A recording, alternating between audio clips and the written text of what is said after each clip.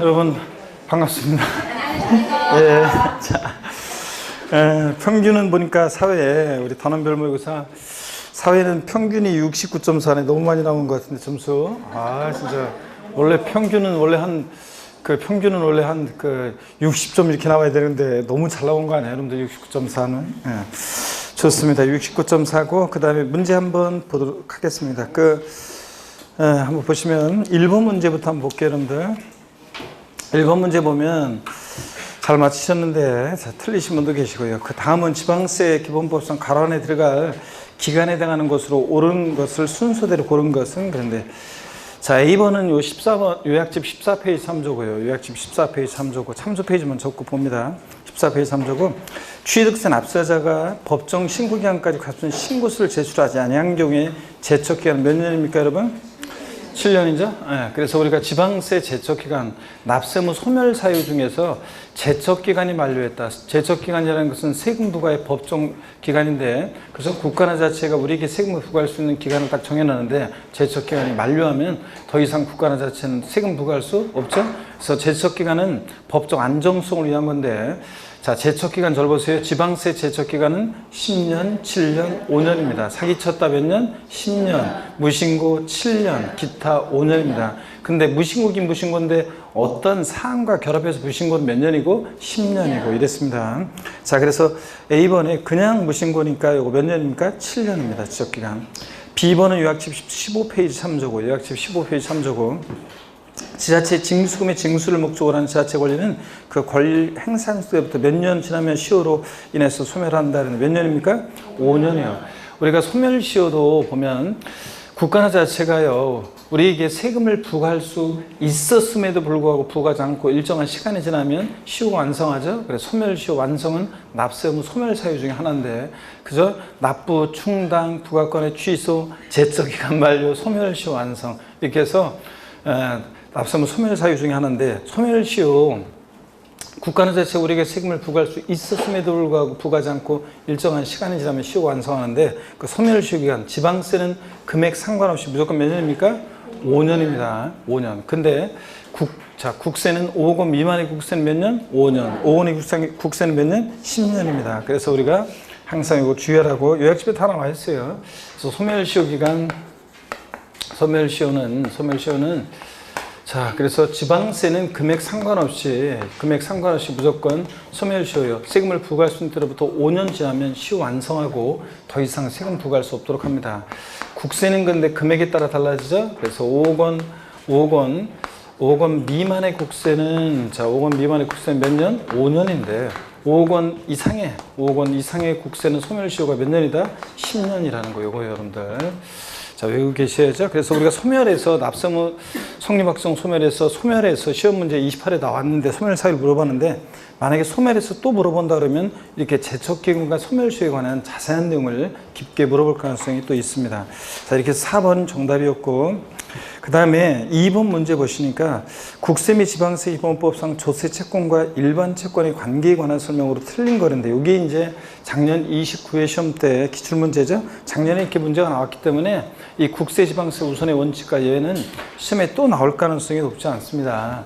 독립화 문제로는. 그래서 나오면 뭐 종합 문제지 또 독립화 문제도 나올 가능성이 높지는 않은데, 그래도 한번 우리가 쭉 정리해 둘 필요가 있다고 그랬습니다. 그렇죠, 여러분들? 요건 작년 기출문제인데 1번 지문 보면 요약집 15페이지 3조고요. 요약집 15페이지 3조고, 납세 담보물 매각 시 압류에 관계되는 조세 채권은 담보 있는 채권보다 우선한다 그러는데, 조세들 상관에 어떤 게 우선할 거냐. 근데 요약집 15페이지 보면요, 요약집 15페이지 한번 볼까요? 15페이지 보시면 국세지방세 우선권에서 요약집 15페이지 보세요. 10번 테마. 자, 그래서 이게 이제 가끔씩 나오는 건데, 작년에 제가 나온다고 강조를 드렸고, 나올 가능성이 높다. 자, 29회 아니면 30에 나온다는데 작년에 나왔어요. 그래서 한번 보시면, 그래도 국세 및 지방세 우선권 보니까 동그라미 1번이요. 국세나 지방세 가산금 체납조원비는 다른 공간에 따라 채권의 우선해서 징수세죠. 담보가 없이도. 그래서 얘네들 근대 사이에서는 체납조원비가 1등이고, 체납자의 재산을 압류, 운반, 보관, 매각하는 데 소요된 비용인 체납조원비가 1등이고, 그 다음에 2등이 국세나 지방세. 국세하고 지방세는 순위가 같아요. 뭐 국세라고 해서 지방세보다 우선하고 그러지 않습니다.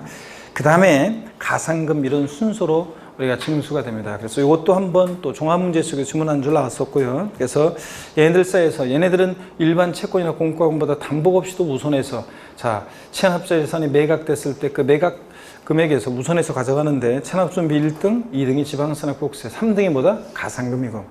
그 다음에 이제 동그라미 뭐 조세들 상호간에는 어떤 게 우선하냐? 이게 이제 작년 시험에 정답표로 나온 거죠. 된 조세가, 담보자관한 조세가 1등입니다. 2등이 압류한 조세고 3등이 달라고 교부 청구한 조세 순서입니다. 그러니까 어떤 게 집행해서 가져가기 쉬운지를 생각하시면 되는데 2등이 압류한 조세, 3등이 달라고 교부 청구한 조세 순서입니다. 그리고 이제 국세지방세 우선권에 예외가 나오는데 이거 좀 이따 보고요. 일단 여러분요. 그래서 그 2번 문제 1번 지문은 다시 한번 보시면 납세 담보물 매각 시 압류에 관계되는 조세 채권은 담보 있는 조세 채권보다 우선한다. 그러니까 틀렸어요, 여러분들? 담보된 조세가 1등이고요. 2등이 압류, 3등이 달라고 교부청구세 순서니까. 그래서 1번이 정답이었습니다. 그래서 요약집에 작년에도 공부했던 분들 다 우리가 배웠던 거고 작년에 요약집에도 이렇게 있었던 거 이렇게 나왔습니다. 그래서 자 1번이 여러분 정답이었고 그 다음에 이어지는 얘기들은 이제 2번 문제는 국세지방세 우선권의 예외예요. 그러니까 조세 채권보다 더 우선하는 것들이 있는데 요것에 대해서 여기 이제 요약집 15페이지부터 16페이지까지 쭉 나와 있어요. 요걸 갖다가 제가 다른 모습으로 한번 이렇게 쭉 한번 설명을 드려보겠습니다. 여러분 쭉 나와 있는 거. 우리가 체납재 재산을 우리가 공매 경매에 넘겼어요. 매각되면서 누가 우선해서 갈 것이냐 그러면은 일단 최고 1등이에요. 최고 1등 먼저 가져가는 게 어떤 거냐면 자 어떤 거냐면 체납처분비 또는 공익비용이라고 해서 공익비용이라고 해서 우리 요약집에 다 나와요. 공익비용 그러면 이게 뭐냐면 체납자 재산을 압류해서요 매각하죠. 그러면 그 강제집행 절차에 들어갔을 때 그 강제집행 절차에 소요된 비용이요. 이 강제집행 절차에 소요된 비용은 모든 채권자를 위한 공통비용이잖아요. 그죠? 그러니까 요거는 무조건 이게 매각이 돼 누구라도 한 푼 가져가니까 강제집행 절차에 소요된 비용은 무조건 어떻게 한다? 최고 1등입니다. 매각되면서. 그래서 공익비용 또는 체납처분비, 체납자의 재산을 압류, 운반, 보관, 매각하는 데 소요된 비용인 체납처분비 있죠? 이게 최고 1등이에요. 이게 무조건 1등이고. 그 다음에 어떤 게 있냐면 소액 임차보증금이야. 소액 임차보증금. 그래서 소액 임차보증금 그러면 우선변제 임차보증금을 얘기하는 거예요. 그래서 여러분들 중개세법에 배우는 우선변제 임차보증금 있잖아요. 그 우선변제 임차보증금. 뭐 수도권엔 얼마고 수도권 외에는 얼마고 나오잖아요. 그 임차보증금, 소액 임차보증금은 우선변제 임차보증금 또 2등입니다. 얘네들보다는 근데 우선할 수 없어요. 얘네들보다 우선할 수 없고. 근데 다른 일반 채권이나 공과금보다 조세보다 더 우선합니다. 얘네들이 조세채권보다도. 소액 임차보증금. 그 다음에 또는요, 3개월치, 최종 3개월치 임금채권이 있어요. 최종 3개월분 임금채권. 이건 근로자 가정의 최저 생계를 위한 거기 때문에 이게 이제 또 2위 그룹이에요, 이게. 자, 그래서 얘네들 체납처분보다는 우선할 수 없지만 얘네들이 자, 조세, 그 국세, 일반 국세 지방세보다는 우선합니다. 그 다음에 이제 뭐 여기에 재보상금이라든가 무슨 등등이 있지만 하여튼 이런 정도 보시고요. 그 다음에 이제 세 번째 3등이요.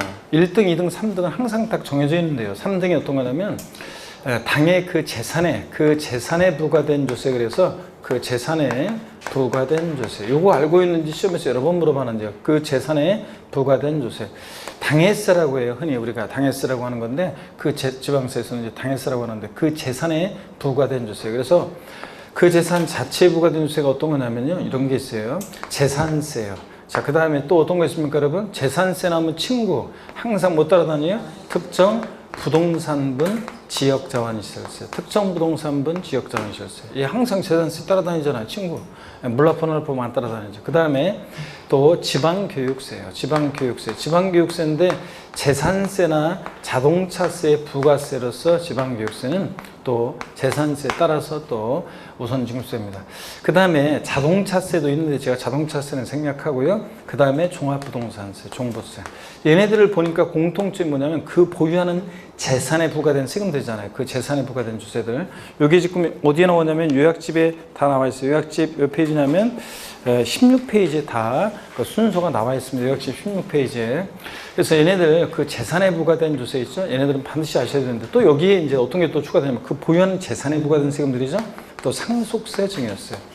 상속세 증여세. 상속 증여세는 상속 증여받은 재산에 부과된 세금들이잖아. 이런 것들 등등이 그 재산에 부과된 주세로서 항상 얘네들은 어떤 것보다 우선하냐면 얘네들은요. 그 재산에 부과된 주세는 법정기일이라고 그랬어요. 여러분 보세요. 법정기일. 법정기일이라는 것은 조세채권과 피담보채권 사이에 우선 여부를 정하는 날인데요. 법정기일이에요. 법정기일. 그래서 제가 이제 3, 4월 달 이런 거 강의하고 그럴 때 5, 6월 달인가 3, 4월 달인가 5, 6월 달에 설명드린 것 같고 어느 곳에서 3, 4월 달 같은 때도 이런 거 이제 강의 안 하고 3, 4월 달에 안 하고 5, 6월 달에도 제가 어떤 곳은 강의를 안 하고 그냥 지나간 곳도 있어요. 그래서 나중에 문제 풀 때 한번 설명하겠다 아니면 이런 식으로. 그래서 안 한 곳이 있는데 국세지방세 우선의 원칙과 예외에 대해서 자세한 얘기예요. 대충만 설명하고 그랬는데 작년에는 안 그랬어요. 그런데 올해는 이렇게 한단 말이에요. 근데 어떤 수강생은 또 보면 왜 저 설명 안 하고 설렁설렁 넘어가냐? 또 그런 사람들이 있어요. 아이고 진짜 선생님 기쁜 뜻은 모르고 자 출제 시험에 되는 것으로 제가 되는 것은 은연중에 알게 모르게 연락에 강조를 하고 올해는 좀 출제 가능성이 낮다 그런 것들은 좀 소홀히 하면서 넘어가고 그래야지. 그러면 다 그냥 뭐 교재 나와 있는 건 다 그냥 처음부터 그냥 막 다 알려줘 봐요. 그럼 여러분들이 소화도 못 하는데 그죠 여러분들? 그래서 꼭 그런 사람들 꼭 있더라고 보면 아유 진짜 아주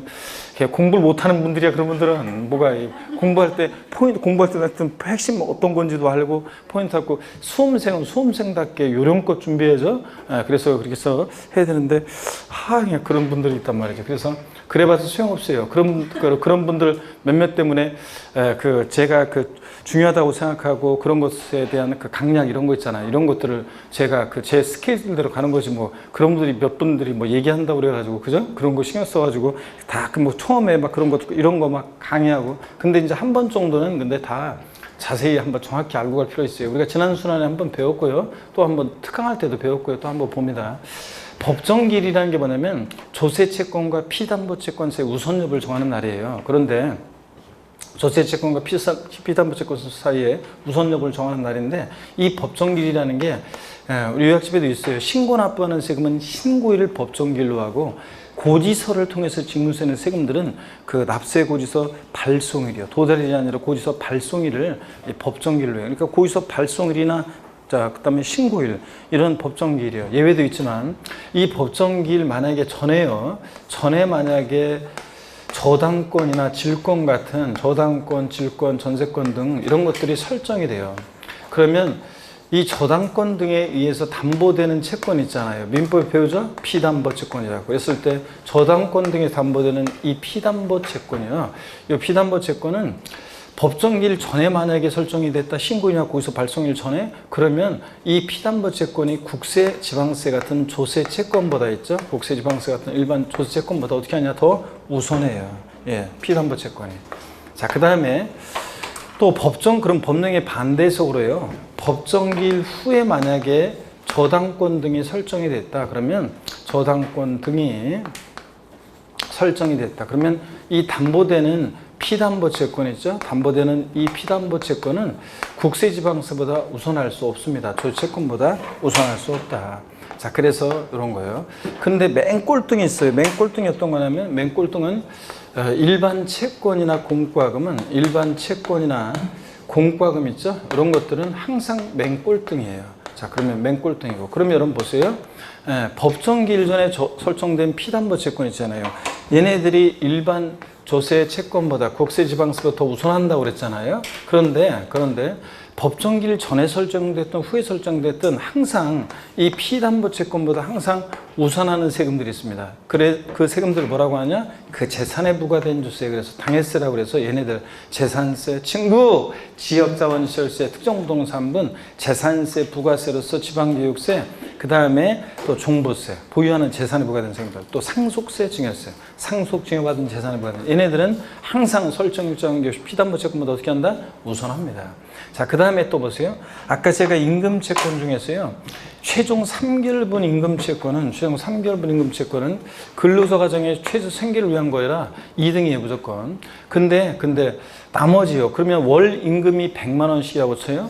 자, 총 임금채권이 예를 들어서 1000만 원이에요. 그러면 300만 원은 일단 우선하고, 자, 국세지방세보다. 근데 나머지 700만 원 기타 임금채권 어떻게 할 것이냐 그러면, 이 기타 임금채권은요, 저당권이나 질권 등의 담보되는 이 피담보 채권보다 우선할 수 없어요. 기타 임금 채권은 우선할 수 없는데, 근데 문제는 이 기타 임금 채권은 피담보 채권, 자, 조세 채권보다 우선하는 피담보 채권보다는, 그러니까 피담보 채권보다 우선하지 못하는 국세지방세보다는 얘네들이 더 우선해요.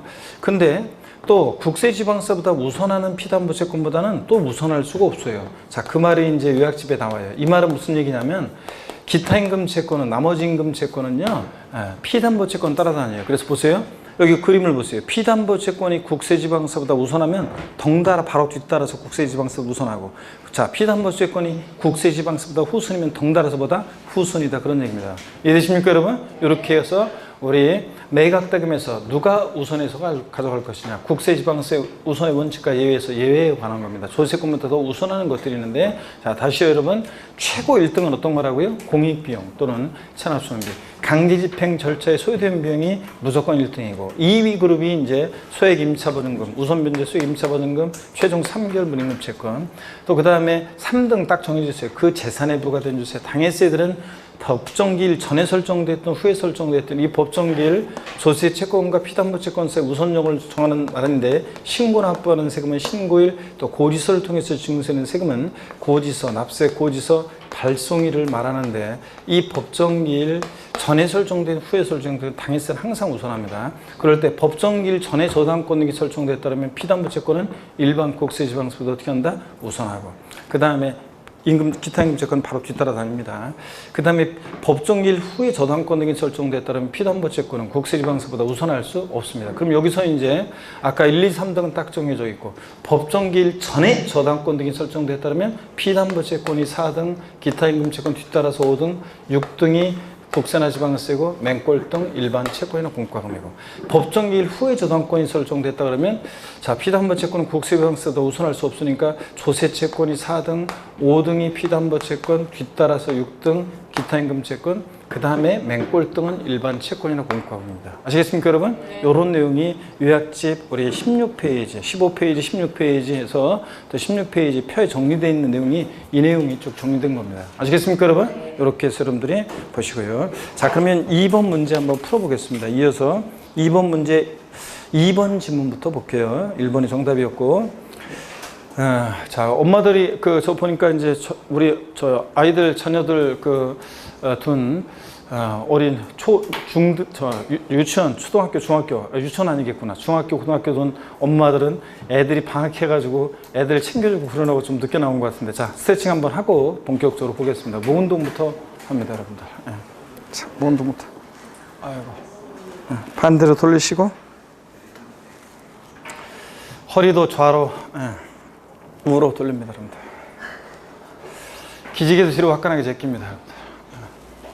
아이고, 어깨 돌리시고요. 보면은, 제가 항상 존경하는 수험생분들이 있어요. 어떤 수험생들을 존경하느냐? 하나는 직장 다니는 직장맘 엄마들 있잖아요. 진짜 슈퍼우먼이에요, 진짜. 직장 다니면 애들 저기 하면서 직장 다니고 이렇게 하기도 힘든데 거기다 공부까지 하는 거예요. 이거 진짜 힘든 겁니다. 저도 강의와 관련한 공부 아닌 다음에는 강의와 관련한 공부나 제가 법조문을 보고 책을 보고 무슨 뭘 연구하고 그러지. 이거는 직업이니까 이거는 먹고 살기 위해서 이제 하는 공부잖아요. 그거 말고는 다른 책 같은 거는 볼 여력이 없어요. 제가 책을 굉장히 어렸을 때부터 좋아했는데, 책 읽는 걸 좋아하는데도 다 망고가 다 만사 귀찮아가지고 강의 끝나고 삭진이 다 쑤시고 다 몸이 그 다음에 저 뭐야 아니 그냥 저 진이 빠져가지고 다른 건 아예 그냥 하기도 싫어요 그냥. 그리고 책 보기도 싫고. 그런데 공부한다는 게 얼마나 힘든 건지 그죠 여러분들? 제가 뭐 강의하는 거와 관련한 거 외에는 저 다른 거는 저 책 볼 여력도 없고 마음의 여유도 안 생겨. 그런데 그래서 제가 직장맘들 존경하고 대단한 거예요 의지가. 하겠다는 그런 마음도 대단한 거. 그 다음에 제가 이제 보면 60대, 70대 우리 수강생들 있잖아요. 이분들도 대단한 거예요. 60대, 70대 분들은 이게 여기 학원에서 공부하시는 분들은 우리 오늘 보니까 이렇게 거의 우리가 60대, 지금 70대 우리 거의 없는데 보면은 다른 곳은 지금 많이 있는 곳은 많이 있으셔요. 우르르 이제 그분들끼리 몰려다니시고 그러는데 여기 보니까 여기는 거의 우리 없네요. 연령이 굉장히 광명은 젊은 것 같은데 거기 보면은 그런 분들 있잖아요. 옛날에 공부를 학창시절에 공부를 그래도 나름대로 했거나 했던 분들이지 이게 공부하고 담쌓던 분들은 그런 분들이 그런 식으로 공부하고 담쌓고 두뇌 활동 안 하셨던 분들이 60대 됐잖아요. 이런 분들은 돈을 주어도 공부를 할 수가 없어요. 여기서 버텨낼 수가 없어요. 2달 이상을. 그렇기 때문에 60대 이런 분들 또 50대 후반 60대 이분들이 공부하는 거는 70대 이런 분들이 공부하는 거는 그분들은 인정을 해줘야 돼요. 왕년에 그분들은 삶 자체가 공부하고 어떻든 간에 옛날에 한가락했거나 학창시절에 공부와 어떤 연관된 어떤 두뇌 활동을 했던 분들이나 이걸 할 수 있죠. 그렇지 않은 분들은 할 수가 없어요. 그래서 저희 가족 중에 매형 중에 한 분이 공무원 정년 퇴임하셔가지고 제가 공부 좀 해보라고 책 던져줬는데 책 한 2, 3일 며칠 만에 책 넘겨보시더니 바로 그냥 눈이 아프고 엄청 온갖 핑계를 대더니 공부 안 하시더라고요. 노는 게 좋다고 하면서 이게 그랬는데도 불구하고 안 돼요. 그걸 해낼 수가 없어요. 이걸. 그러니까 그런 분들을 제가 존경합니다. 그래서 하여튼 직장맘들이라든가 우리 늦깎이 시작하시는 공부하시는 분들 이런 분들 제가 항상 좀 존경합니다. 그러니까 여러분들 나머지 20, 30대, 40대 분들은 여러분들은 핑계대지 말고 그리고 다른 핑계대지 말고 의지의 문제든 그러니까 다른 핑계대지 말고 열심히 공부하시면 됩니다. 자 그리고 다 해낼 수 있는 시험이고 이거는 어떻게 간에 60%를 득점하는 거니까 그 과정까지가 힘들고 공부라는 게 금방 까먹고 수업용 공부라는 게 그렇고 또 애들이 아니다 보니까 바쁘고 그런 일이 있지만 그래도 의지의 문제입니다. 열심히 하시면 됩니다. 자 2번 문제 2번 지문부터 이제 준비되셨으면 본격적으로 풀어보겠습니다. 2번 지문 보니까요. 재산의 매각대금 배분 시 당해 재산에 부과된 종합부동산세는 당해 재산에 설정된 전세권에 따라 담보된 채권보다 우선한다 그랬는데 여러분요. 종합부동산세는 어떤 세금입니까 여러분? 당해세잖아요. 얘네들 재산세, 종부세 이런 애들 당해세잖아요. 그 재산에 부과된 세금들은 무조건 피담보 채권보다 어떻게 한다고요? 우선합니다. 얘네들이. 전세권에 따라 설정된 담보된 채권보다 우선합니다. 2번 취득세 신고서를 납세지 관할 시장에게 제출한 날 전에 이게 뭐냐면 법정기일 전에 우리가 신고 납부하는 세금은 법정기일이 언제라고 했어요? 신고일. 고지서를 통해서 징수할 때는 고지서 도달이 아니라 발송일. 그러니까 여기서 말하는 것은 취득세처럼 신고 납부하는 세금은 신고서 제출한 날 전이라는 건 뭐예요? 법정기일 전이라는 얘기입니다. 법정기일 전에 저당권 설정 등의 사실이 증명되는 재산을 매각하여 그 매각 금액 중에서 취득세를 징수하는 경우에 저당권에 따라 담보된 채권은 취득세 어떻게 한다? 우선한다. 자, 법정기일 신고서 제출일 신고일 전에 법정기일 전에 이게 설정이 됐어요. 저당권 등이. 그러면 이 피담보 채권은 국세지방세보다 취득세보다 어떻게 한다? 우선합니다. 피담보 채권이 그 얘기입니다. 그 다음에 4번 강제집행으로 부동산을 매각할 때 그 매각 금액 중에서 국세를 징수하는 경우에 강제집행 비용 국세 우선한다. 여러분 강제집행 절차에 소요된 비용, 공익비용 또는 세납수원비는 무조건 얘네들이 최고 어떻게 한다? 1등입니다. 무조건 1등입니다. 얘네들은. 당연히 국세지방세보다 우선합니다. 그 다음에 5번 봅니다. 재산의 매각대금 배분 시 당해 재산에 부과된 재산세는 당해 재산에 설정된 저당권에 따라 담보된 채권보다 어떻게 한다? 우선한다. 당해세잖아요. 재산세, 친구, 특정 부동산분, 지역자 현실세, 재산세, 부가세로서 지방교육세, 또 자동차세도 있지만 제가 뺐고 종부세, 보유하는 재산, 대표적인 보유세들이잖아요. 그 다음에 상속증여세. 그 당해세들은 그 재산에 부과된 조세들은 얘네들보다 피담보 채권보다 항상 어떻게 한다? 우선합니다. 그래서 이제 이번 문제 작년에 나왔지만 오늘 이렇게 완벽하게 이제 이 문제를 통해서 정리해 두시고 갑니다, 여러분들. 아셨죠, 여러분? 네, 그리고 자, 3번 문제 보겠습니다. 3번 문제 보면 요약집 요거 102페이지 3조고요. 여러분들이 많이 틀리고 그런 것들 조금씩 바꿔가지고 이번에는 드래그해서 그대로 안 붙이고 조금씩 바꾸세요. 조금씩 바꾸고 또 그 다음에 또 새로운 문제 또 작년에 또 여기 또 공부했던 분들 중에는 작년 문제 갖고 또 계속 또 혹시 작년 문제 다 버렸겠지만 또 그런 분들도 계시고 그러니까 문제를 또 이렇게 바꾸고 저렇게 조금씩 바꾸고 또 새로운 문제 집어넣고 이렇게 해가지고 다 했습니다. 3번 문제 봅니다. 요약집 102페이지 다음과 같은 조건으로 상속받은 주택을 양도하였다. 오늘 만점자가 없으신가? 없었던 것 같은데 다행이네요. 만점자가 내가 지난주 거 만점 맞았잖아요. 그래서 내가 진짜 굉장히 자존심 상해가지고 만점은 어떻든 간에 못 맞게 만점은 못 맞게 하려고 상당히 오늘도 만점 요렇게 하면 만점은 못 맞겠지 해가지고 최소한 몇 문제는 틀리게 한두 문제라도 틀리게 하려고 노력을 했습니다. 여러분들. 자, 어떻게나 그래도 잘 하고 계시고요. 자, 3번 문제 보시니까 약간 근데 더운 것 같아요. 아유, 제가 요새 더위에 민감해가지고. 이거 틀어야 되나? 자, 보시면 3번 문제 한번 보겠습니다. 됐어요. 일단 뭐 강의를. 자, 한번 해보겠습니다. 자, 3번 문제 보시니까 다음과 같은 조건으로 상속받은 주택을 양도했다. 이에 대한 양도세 설명으로 틀린 거 우리 앞에 했습니다. 보유기한의 기산점에 관한 문제였습니다. 이게. 피상속인 보유기한이 2년 10개월, 상속인의 보유기한이 10개월, 상속이 된 등기했고 양도한 시 국내 소재 1주택에 해당하며 피상속인과 상속인은 다른 세대에 해당하는데 만약에 동일세대원이면 이 동일세대원으로부터 상속을 받으면 1세대 1주택 비과세 2년 보유한 계산할 때 상속 개시일 전에 상속인과 피상속인이 동일세대원으로서 보유했던 기간도 통산합니다. 그래서 그것을 피하기 위해서 다른 세대원이라고 했습니다. 그러니까 상속 개시로부터 보유한 따진다는 얘기고요. 1번, 그래서 양도 당시 1세대인 경우 비과세 받을 수 없다 그러는데 맞죠, 여러분들? 왜냐하면 자, 1세대주택 비과세 2년 보유한 따질 때 상속받은 자산은 역사가 언제 시작돼요? 상속 개시로부터. 그러니까 얼마 보유한 거예요? 10개월 보유했습니다. 2년 보유 못했으니까 비과세 못 받아요. 2번이요. 실거래가액으로 양도세 계산할 때 상속 증여받은 자산의 취득가액은 어떤 거로 할 거냐? 옛날 상속 개시일 현재, 그러니까 등기일 현재 땡, 양도일 현재 땡이었죠? 우리 앞에서는 등기일 현재로 바꿔서 나왔었는데 등기일 현재, 양도일 현재 아니고 상속 개시일, 증여받았을 땐 증일 현재 상속증여세법 규정에서 평가한 가액을 취득 당시 실거래가로 본다고 그랬습니다. 그랬죠, 여러분들? 이건. 그 다음에 3번 장특공제 적용받을 수 없다 그랬는데 맞죠, 여러분들? 우리 장특공제 적용 시에도 상속받은 자산은 언제 역사가 시작돼요? 상속 개시일로부터. 그러니까 자, 몇 개월 보유했어요? 10개월. 장특공제 받으려면 몇 년 보유해야 돼? 항상 3년 보유를 해야 되는데 못했잖아요. 10개월밖에.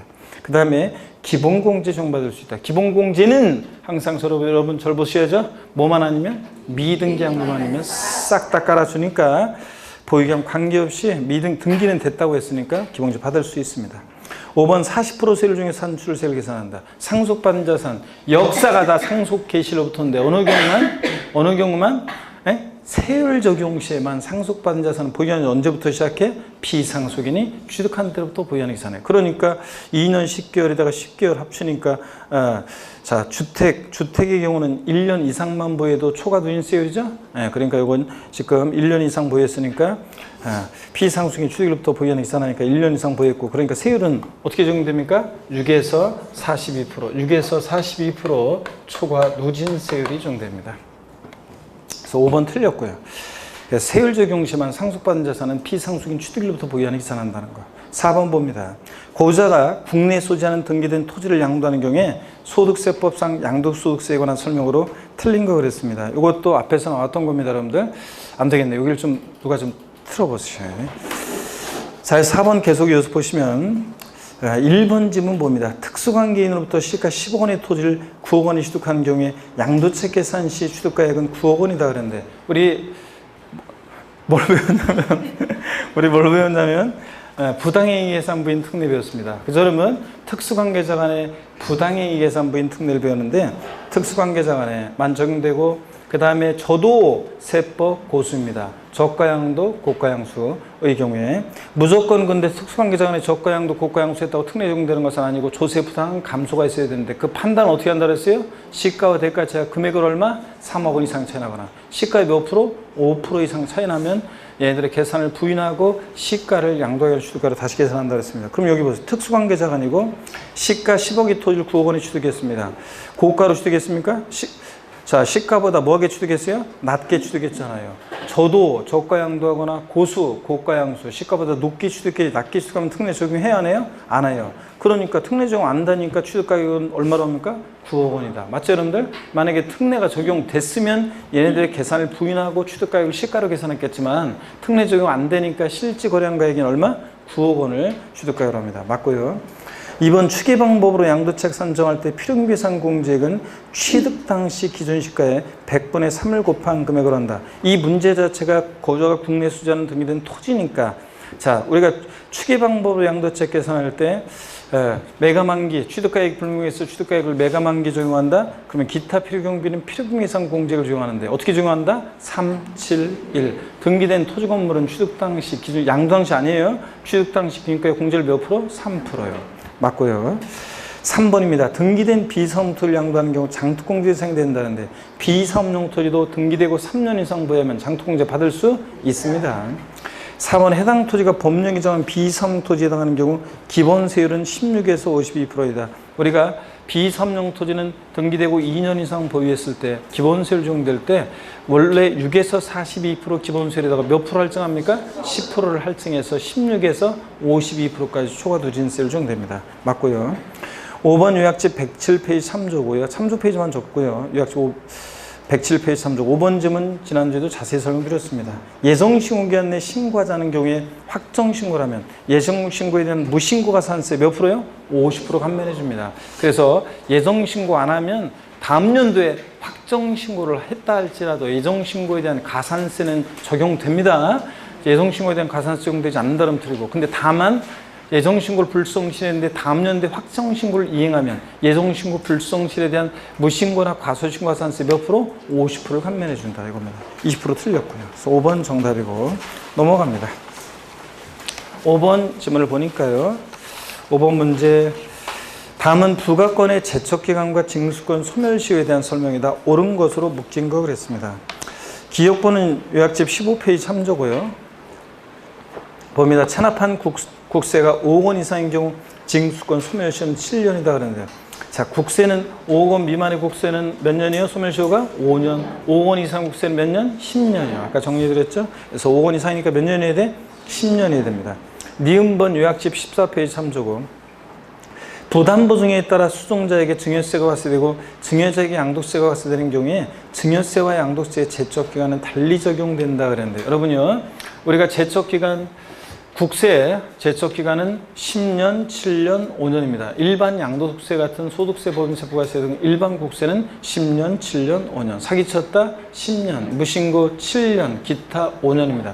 다만 상속세나 증여세 상속세나 증여세, 부담보 증여시 증여세, 부담보 증여시 증여세로서 발이 건너갔다. 부담보 증여시 양도소득세는 증여세 규정을 따라가가지고 상속세, 증여세, 부담보 증여시 소득세, 양도세는 15년, 15년, 10년입니다. 사기쳤다 15년, 무신고 15년, 기타 10년이요. 그래서 여기에 부담보 증여에 따라 수송자의 증여세가 발생되고 증여자 양도세가 발생되는 경우 즉 부담보 증여의 경우 소득세는 증여세와 양도세 제척기간은 달리 적용된다는데 똑같습니다. 15년, 15년, 10년 똑같이 적용됩니다.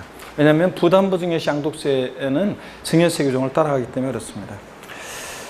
같이 적용되고 디귿번 요약집 14페이지 3조고 증여를 원인으로 취득하는 경우로서 법정 신고기간까지 과수인 신고서를 제출하지 아니한 경우에 지방세 제척기간은 10년이다 그랬는데 자 여러분요 우리가 아까 지방세 제척 기간이요 10년, 7년, 5년입니다. 사기쳤다 10년, 무신고 7년, 기타 5년. 근데 그냥 무신고는 7년인데 어떤 사항과 결합해서 상속이나 증여를 원인으로 취득한다거나 어떤 사항과 결합해서 무신고는 몇 년이라고 그랬어요?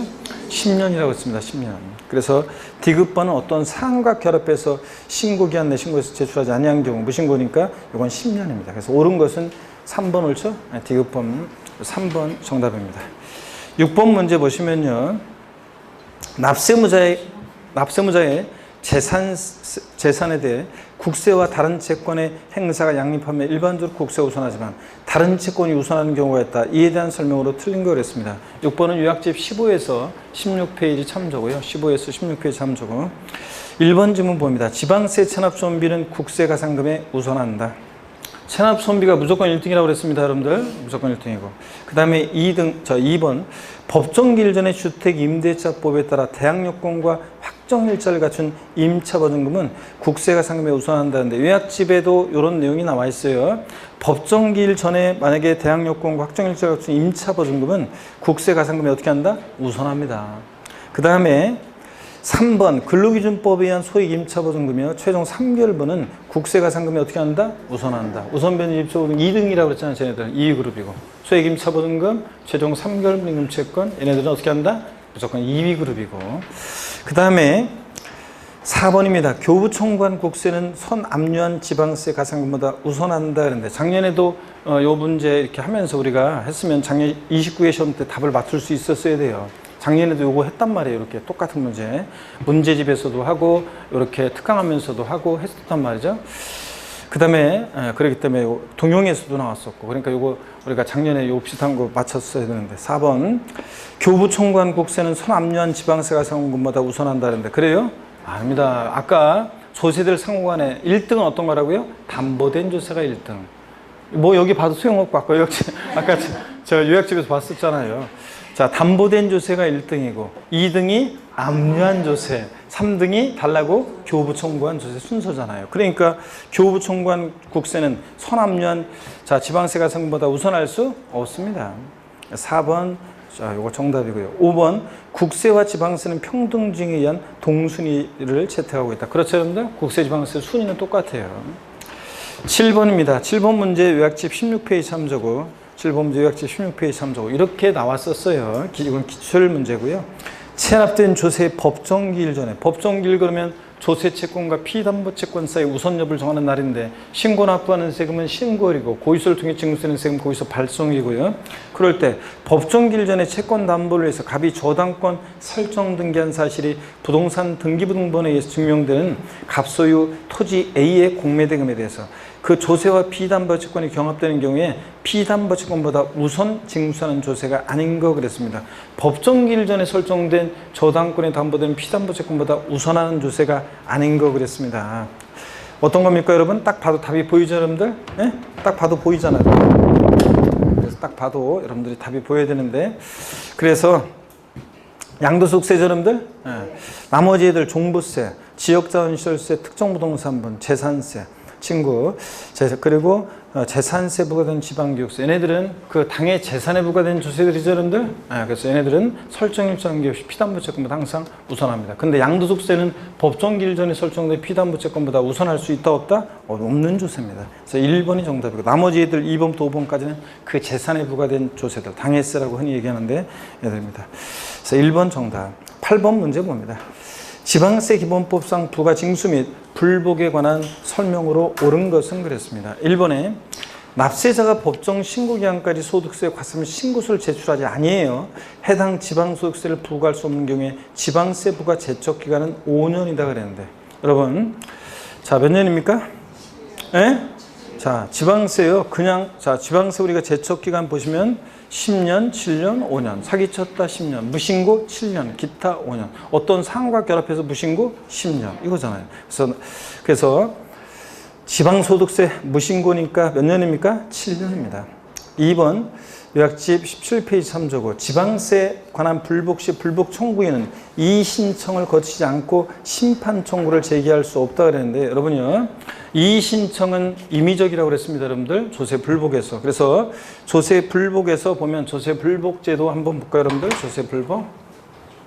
우리가 조세불복은 여기 보세요. 조세불복은 국가나 지자체로부터 우리가 조세에 관한 부당한 처분을 받았다 그러면 가만히 있으면 안 되겠죠? 예, 우리가 적극적으로 불복, 조세 불복하는 불복 청구인은 권리구제를 받아야 되는데, 자, 요약집에 거기 다 나와 있습니다, 여러분. 먼저 이의신청을 할 수 있고, 특히 지방세 같으면 이제 이의신청을 시장군수한테 할 수 있고, 근데 이 이의신청 요거는 뭐라고요? 임의적이라고 그랬습니다. 꼭 반드시 거쳐야 되는 절차냐? 그렇지 않습니다. 이의신청은 임의적이고. 근데 우리가 또 보면은 괜히 이쪽으로 갔네. 자, 안 되겠다. 저쪽으로 가서 여기 지우도록 하겠습니다, 여러분들. 예.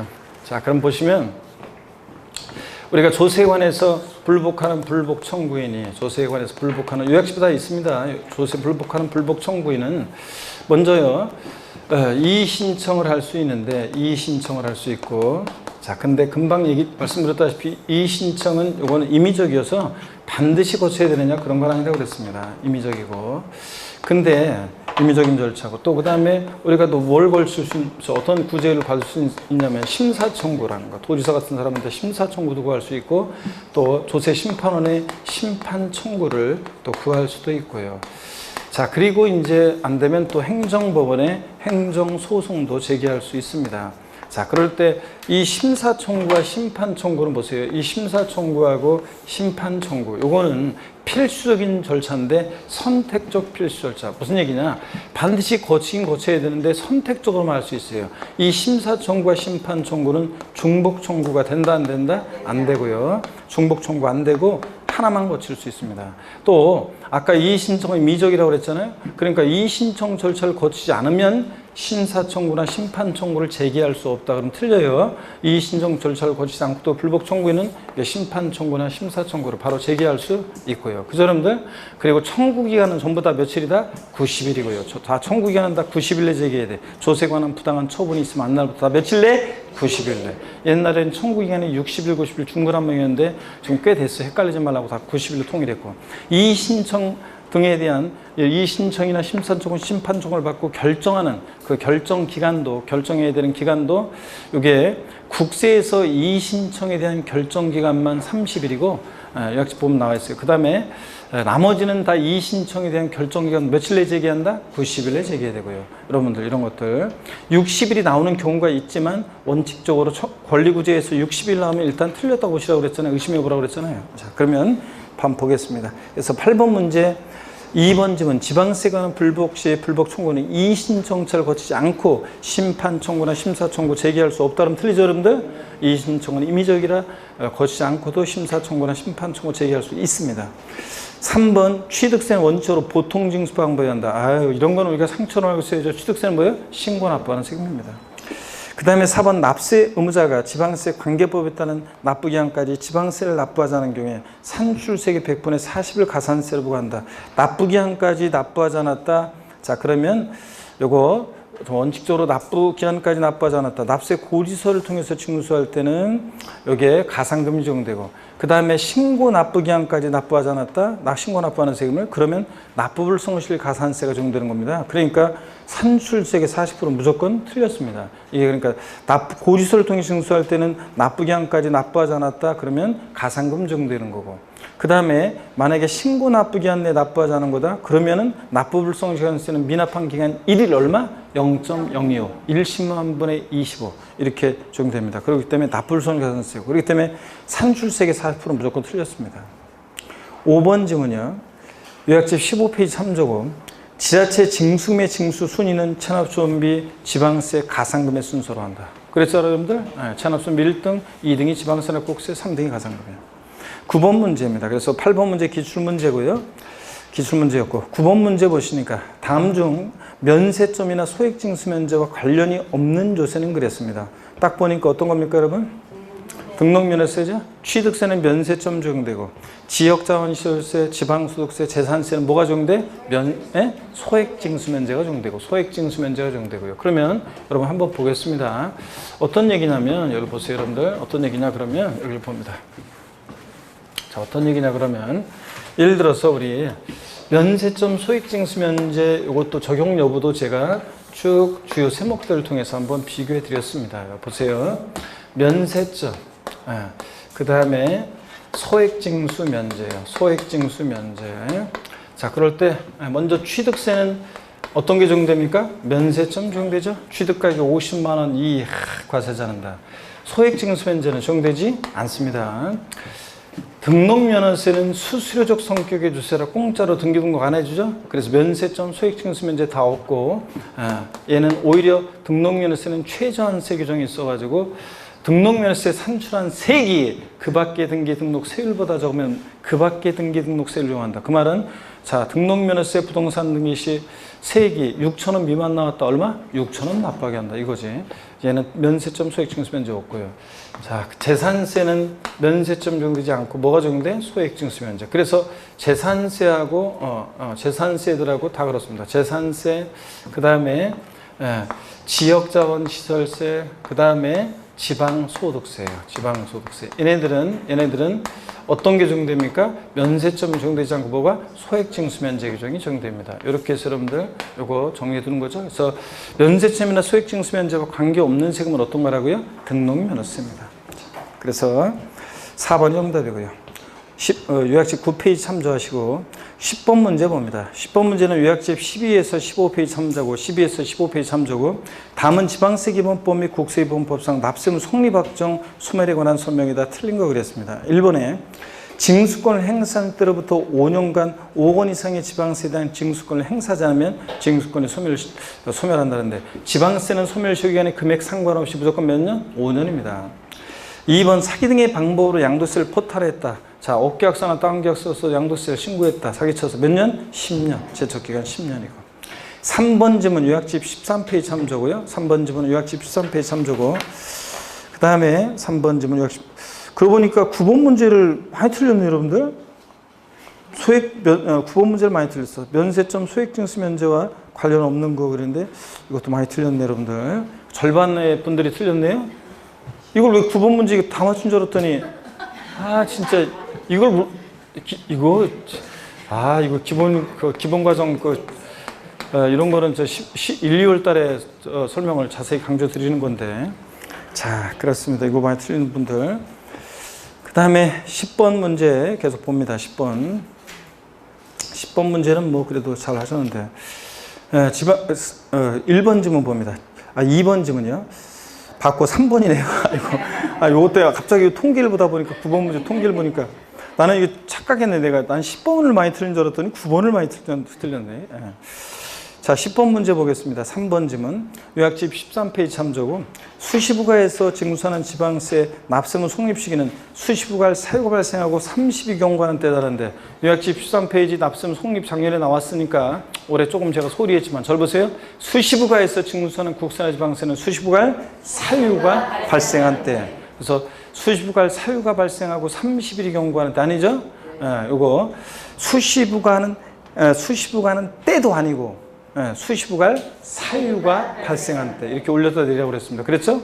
이거는 어떻게 잘 맞췄네. 그래도 3번 정답입니다. 나는 9번하고 10번하고 지금 퍼센트가 헷갈렸네. 내가 이렇게 보니까 지금 다시 보니까 진짜 10번을 많이 틀린 줄 알고 별표시 해놨더니 저 9번을 많이 틀렸네. 자, 여러분들. 이 쉬운 걸 갖다가. 하여튼 10번, 그래서 3번 틀렸습니다. 수시부가할 사유가 발생한 때 올려다 내리라고 그랬고. 4번 소득세 납세무 성립 시기는 과세기간이 끝나는 때. 기간을 단위로 과세하니까 소득세, 법인세, 부가세는 과세기간이 끝나는 때고. 소득 얻은 때, 소득 발생할 때, 소득 지급하는 때 아니고요. 5번 종부세는 원칙으로 과세관청에서 과평가세액을 뭐하는 때? 결정하는 때 확정됩니다. 종부세는 원칙 정부가 과세하니까요. 11번 다음은 부동산에 관련된 조세이다. 물납과 분할납부를 모두 허용하고는 조세인데 요약집 6페이지 참조. 어떤 겁니까? 재산세. 지방세에서 물납과 분할납부 모두 허용되는 세금 어떤 거? 재산세만. 국세에서 물납과 분할납부 모두 허용되는 세금은 상속세만. 국세에서는 상속세만. 지방세는 재산세만. 3번입니다. 그 다음에 12번 문제 보겠습니다. 조정대상 지역 내 주택 등에 대한 양도세에 관한 설명이 다 틀린 거였습니다. 이거는 또 지난번에 냈던 거 많이 틀린 거 반복해서 또 낸 겁니다. 12번 문제 그러면 지난번하고 똑같이 이거는 안 고치고 드래그에다가 붙였거든요. 12번 문제 통계를 한번 보도록 하겠습니다. 12번 문제 통계를 보니까 66.7. 아, 진짜. 지난번 문제 똑같은 건데 정답 똑같고 이거는. 아, 진짜. 66.7밖에 안 돼. 아, 예. 그러니까 지난번에 뭐 20% 정도밖에 정답률이 안 돼가지고 제가 그래서 이거 똑같이 또 출제한 건데 드래그에다가. 아, 또 근데 문제 답도 똑같은데. 자, 이게 66.7밖에 안 된단 말이에요. 그러니까 이게 내가 믿을 수가 있어야지. 여러분들. 자, 12번 봅니다, 여러분들. 아이고. 확실하게 알고 가라니까. 그러니까 조정대상 지역 내 주택 등에 대한 양도세에 관한 설명이 더 틀린 거예요. 1번 1세대 1주택 비과세를 적용받기 위해서는 보유기간 중에 2년 이상 거주해야 한다.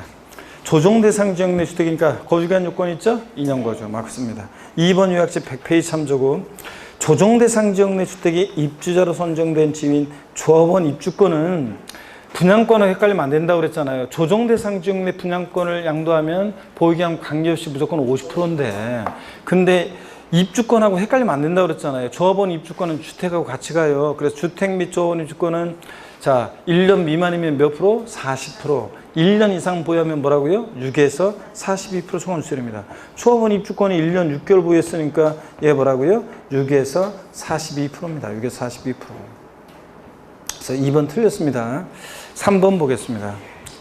정확히 알고 가니까 분양권하고 조합원 입주권을 구별하라는 문제입니다. 이거.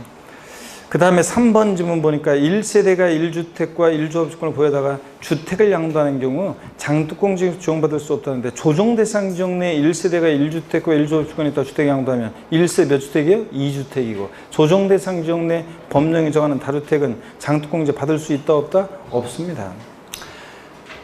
물론 사실은 이제 이게 1세대 2주택이라고 그래가지고 조정상 지역 내 2주택이라서 무조건 장특공제가 배제되는 건 아니고 이 1세대 2주택에서 제외되는 주택들이 또 저 기본세에 보면 예외들이 쫙 나와요.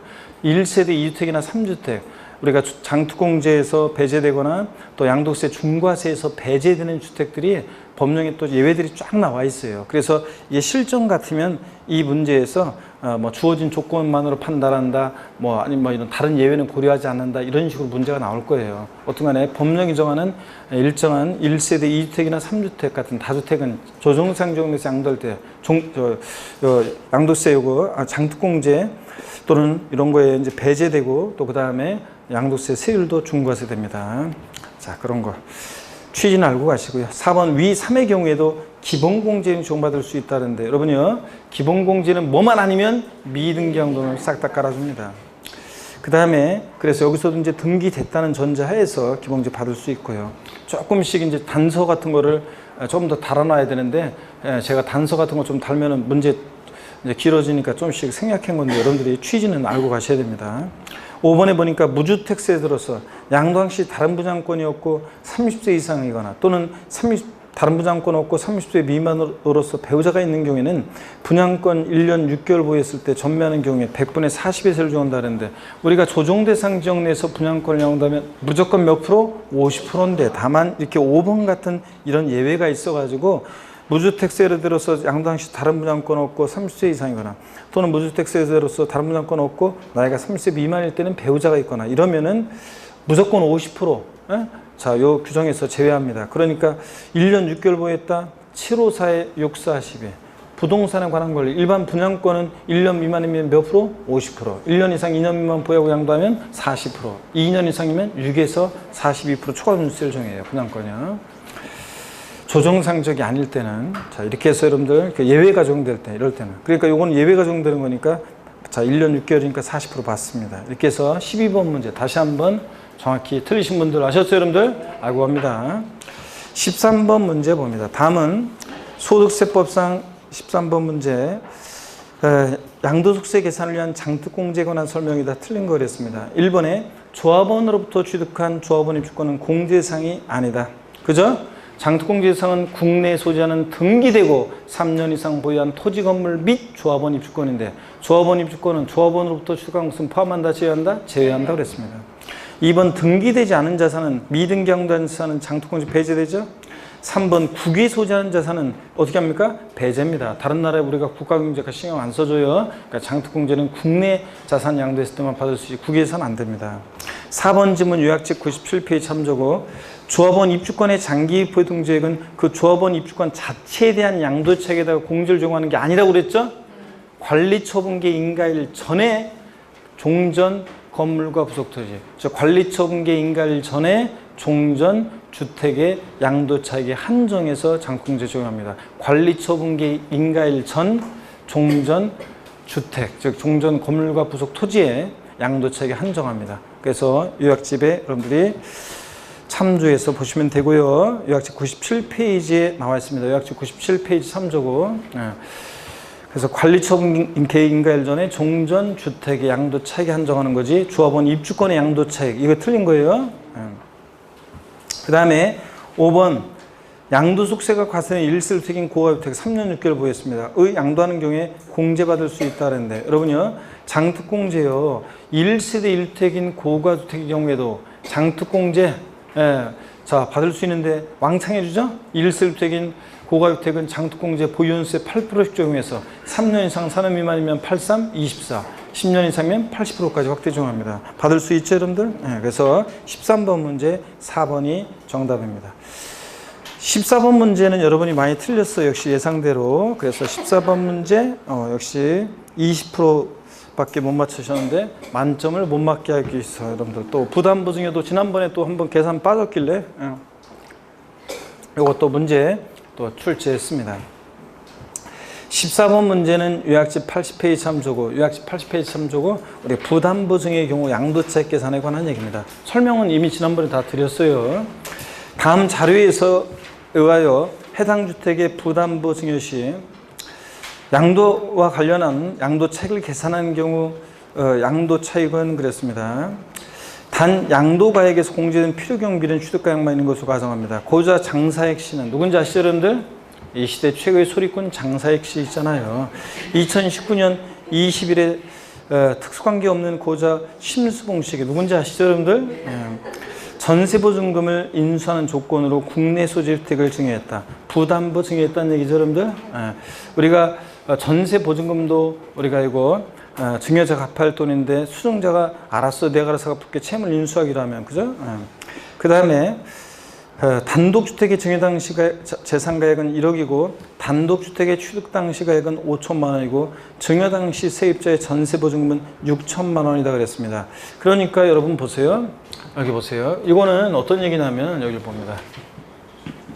어떤 얘기냐면 자 이거는 우리가 부담부 증여 시 양도차익 계산할 때 양도가액은 이렇게 한다고 그랬습니다. 요약집에 다 거기 80페이지 다 있어요. 그러니까 절 보세요 여러분들. 양도차익 부담부 증여 시 양도차익 계산할 때 양도가액은 양도 당시 재산가액, 양도 당시의 재산가액, 양도 당시 재산가액 여기다가 양도 당시 재산가액 곱하기 증여받은 당시의 재산가액분의 채무인수액 상당액이 우리가 요게 이제 양도가액이라고 그랬습니다. 근데 이 부담부 증여 시 양도차익 계산할 때 양도가액은 누구 입장에서 보느냐에 따라 다른 거지. 요거 이 사례 같으면 지금 1억 원 있잖아요. 단독주택의 증여 당시 재산가액 1억 원이 증여자 입장에서 보면 양도 당시 재산가액인 거고 수증자 입장에서 보면 증여 당시 재산가액이 1억인 거고 그래서 이건 누구 입장에서 보냐는 거지 이거 같다고 그랬잖아요. 그러니까 항상 부담부 증여 시 양도차익 계산할 때 양도가액은 뭐가 된다? 채무인수액 상당액이 된다 그랬습니다. 여기 채무인수액 상당액이 얼마예요? 6천만 원. 수증자가 전세보증금도 갚아야 할 돈이잖아요. 증여자가 그걸 수증자가 알았어 내가 알아서 갚을게 그러면 6천만 원이 채무인수액 상당액이잖아요. 그래서 6천만 원이 여기에 이제 양도가액이 되는 거고 여러분 채무액 상당액이 무조건 그 다음에 취득가액은 어떻게 구하느냐. 취득가액은 취득 당시 재산가액 취득 당시 재산가액 있죠. 취득 당시 재산가액에다가 똑같아요. 증여받은 재산가액분의 증여재산가액분의 채무인수액을 곱해서 구한다고 그랬습니다. 그랬죠 여러분들? 채무액을 곱해서. 그러면 취득 당시 재산가액은 여기서 지금 얼마입니까 여러분? 취득 당시 재산가액은 얼마예요? 5천만 원이라고 지금 조건에 나와 있죠? 항상 조건에 나와요. 취득 당시 재산가액은. 그 다음에 증여재산가액은 얼마고? 1억이고 그 다음에 채무액은 얼마고? 6천이고 자, 그러면 요거를 1억을 이게 단위가 하나 더 크니까 이걸 10으로 하고 하면 5, 6, 30이잖아요. 그러니까 요거 약분하니까 3천만 원이죠, 지금? 3천만 원이 요거 이렇게 하면 이제 3천만 원이 취득가액이 되고. 그렇잖아요. 아니, 이거 증여상가액 1억이고 취득당시상가액 5천, 저 채무액은 6천. 그러면 요거 1억 그러니까 요거 하면은 5, 6, 30하고 이걸 10으로 하면 이거 단위가 크니까 이거 10으로 하고 이렇게 5, 6, 30 하면 약분하면 요거 3천만 원입니다. 이렇게 하면. 네? 이렇게 구하잖아요. 암산으로 되는 거예요, 이거. 그러면은 양도가액 6천만 원에서 취득가액 3천 원을 빼니까 양도차익은 얼마가 되는 거예요? 3천만 원이 됩니다. 이렇게 3천만 원. 이렇게 계산하는 거예요. 아시겠습니까, 여러분? 네. 물론 뭐 계산기 있으니까 아까 누가 계산기 두드리던데 계산기로 하면 돼요. 그래도 되고. 자, 여기서 그 14번은 여러분요 1번이 정답입니다. 1번이. 양도가액 6천, 채무액 상당. 그 다음에 취득가액은 계산하면 3천 빼서 3천만 원입니다. 1번이 정답이고요. 15번 문제 봅니다. 15번 문제만 풀고 좀 쉴게요. 15번 문제는 요약집 11페이지 참조고요. 다음은 지방세, 가산세에 관한 설명으로 틀린 거랬습니다. 1번에 지자체장은 지방세 기본법 또는 관계법에 따른 의무를 위반한 자에 대해서 해당 법령이 정하는 바에 따라 가산세 부과할 수 있다. 그렇죠? 신고납 의무를 불성시했을 때 가산세. 2번 가산세에는 가상금을 포함하지 않는다. 우리 징수 순서상 뒤에 나오는 가상금이 어떻게 앞에 가산세 포함돼? 가산세는 가상금을 포함하지 않습니다. 3번 가산세는 해당 의무가 규정된 지방세 관계법에 해당 지방세 세목으로 한다. 그 말은 가산세도 조세 어떻게 한다? 포함시킨다. 그런 말이고.